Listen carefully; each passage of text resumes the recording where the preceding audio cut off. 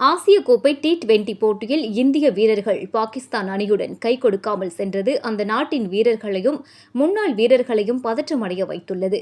கடந்த 2 தினங்களாக அதை பற்றி மட்டுமே பேசிக் கொண்டிருக்கின்றனர். இந்தியாவுக்கு எதிராக பாகிஸ்தான் கிரிக்கெட் வாரியம் ICCயில் புகார் அளித்தது. ஆனால் பாகிஸ்தானின் புகாரை ICC நிராகரித்துள்ளது. இந்த நிலையில் பாகிஸ்தானில் முன்னாள் கிரிக்கெட் வீரர் அஃப்ரிடி தெரிவித்த கருத்து விமர்சனத்திற்கு உள்ளாகியுள்ளது. அந்நாட்டின் ஊடகம் ஒன்றில் நடைபெற்ற கலந்துரையாடலில் அஃப்ரிடி பேசினார். அப்போது இந்தியா பாகிஸ்தான் இடையேயான விளையாட்டுப் போட்டி பிரதமர் மோடி அரசின் தலையீட்டால் அரசியலாக மாற்றப்பட்டுள்ளதாக கூறினார். பிரதமர் மோடி அரசு அடுத்த இஸ்ரேலாக மாற துடித்துக் கொண்டிருக்கும் சூழலில் ராகுல் காந்தி பாகிஸ்தானுடன் பேச்சுவார்த்தை நடத்த விரும்புகிறார் என அஃப்ரிடி தெரிவித்துள்ளார். மேலும் ராகுல் காந்தி ஒரு ஜென்டில்மேன் என்ற ரீதியில் அவர் பேசினார். இந்திய வீரர்கள் களத்தில் விளையாட்டு வீரர்களுக்கு உரிய மனநிலையில் நடந்து கொள்ளவில்லை எனவும் கூறியுள்ளார். சர்வதேச சமூகத்தின் முன் இந்தியா மீண்டும் ஒருமுறை தலைகுனிந்துள்ளது எனவும் குறிப்பிட்டுள்ளார். இதேபோல அந்த நாட்டைச் சேர்ந்த மற்றொரு கிரிக்கெட் வீரரான யூசுப் யுஹானா என்ற முகமது யூசுப் இந்திய கேப்டன் சூரியகுமார் யாதவை பன்றி என விமர்சித்துள்ளார். ராகுல் காந்தியை அஃப்ரிடி பாராட்டியதை பற்றி பார்ப்பதற்கு முன்பு இந்த அஃப்ரிடி யார் என்பதை பற்றி பார்த்துவிடலாம். ஆபரேஷன் சிந்தூர் நடவடிக்கையின் போது அந்த போரில் பாகிஸ்தான் வெற்றி பெற்றதாக கூறி பேரணி நடத்திய முதல் நபர் இந்த அஃப்ரிடிதான். அமைதியை பற்றியும் விளையாட்டு வீரர்களின் நடத்தை பற்றியும் பேசும் அஃப்ரிடி பேரணி நடத்திய போது தனது மூளையை எங்கு வைத்திருந்தார் என்ற கேள்வி எழுகிறது. பஹல்காமில் 21 பேர் சுட்டுக் கொல்லப்பட்ட போது அதற்கு கண்டனம் தெரிவித்தாரா என்பது மற்றொரு கேள்வி. பாகிஸ்தான் ராணுவ அதிகாரிகளும் ஊடகங்களும் போட்டோஷாப் போர் நடத்தி கொண்டிருந்த போதும் AI மூலமாக இந்திய ராணுவத்தினரை தரக்குறைவாக விமர்சித்து பாகிஸ்தான் வீடியோக்கள் வெளியிட்ட போதும் பார்த்து கொண்டு மௌனமாக இருந்தவர் இப்போது இந்தியாவை குற்றம் சொல்வது நகைப்புக்குரியது. இதற்கு அடுத்ததாக பாகிஸ்தான் நாட்டிற்கு ராகுல் காந்தியை மிகவும் பிடிப்பதற்கான காரணம் என்ன என்பதை பார்த்துவிடலாம். நரேந்திர மோடி இந்தியாவில் பிரதமராகுவதற்கு முன்பு அளித்த ஒரு பேட்டி மிகவும் பிரபலம். பாகிஸ்தான் இந்தியாவை தாக்கினால் பிரதமர் மன்மோகன் சிங் அமெரிக்காவுக்கு சென்று ஒப்பாரி வைக்கிறார்.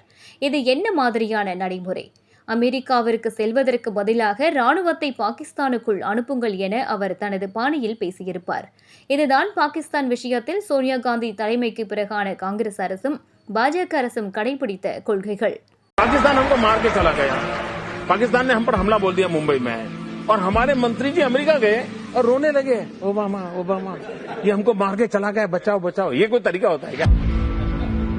पड़ोसी मार के चला जाओ और अमेरिका जाते हो? अरे पाकिस्तान जाओ ना. காங்கிரஸ் மத்தியில் ஆட்சியில் இருந்தபோது இந்தியா மீது பாகிஸ்தான் எத்தனை தாக்குதல் நடத்தினாலும் எத்தனை பேரை கொன்றாலும் மௌனமாகவே இருந்தது. பேச்சுவார்த்தை மட்டுமே நடத்தியது. இந்த நடைமுறைதான் பாகிஸ்தானுக்கு மிகவும் பிடித்திருந்தது. ஒருபுறம் பேச்சுவார்த்தை நடத்தி கொண்டு மறுபுறம் இந்தியாவின் மீது தாக்குதல் நடத்துவர். அணு ஆயுதங்கள் எங்களிடம் இருக்கிறது என்று கூறி மிரட்டுவதையும் வழக்கமாக வைத்திருந்தனர். ஆனால் 2014க்கு பிறகு இந்த நடைமுறை முற்றிலுமாக மாறியது. பாகிஸ்தான் பயங்கரவாதத்தை கைவிடாதவரை, பயங்கரவாதிகளை ஒழிக்காதவரை பேச்சுவார்த்தை கிடையாது என்பதை இந்தியா உறுதியாக கூறி வருகிறது.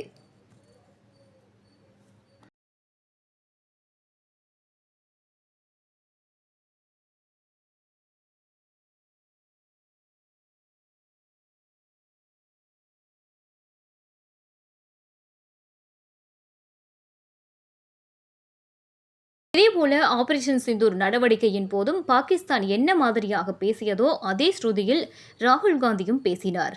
இந்தியாவின் போர் விமானங்கள் சுட்டு வீழ்த்தப்பட்டன.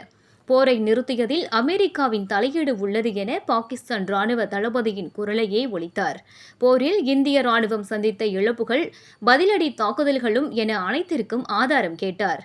இதுபோன்ற விஷயங்களால் தான் அஃப்ரிடிக்கும் பாகிஸ்தான் ஆட்சியாளர்களுக்கும் ராகுல் காந்தியை மிகவும் பிடித்துவிட்டது. பாகிஸ்தானை பொறுத்தவரை பிரதமர் மோடி சர்வாதிகாரிதான். இந்தியாவை தாக்கிவிட்டு நீங்கள் நிம்மதியாக தூங்கிவிட முடியாது என கூறுபவர் அவர்களுக்கு சர்வாதிகாரியாக தெரிவதில் ஆச்சரியம் ஒன்றுமில்லை.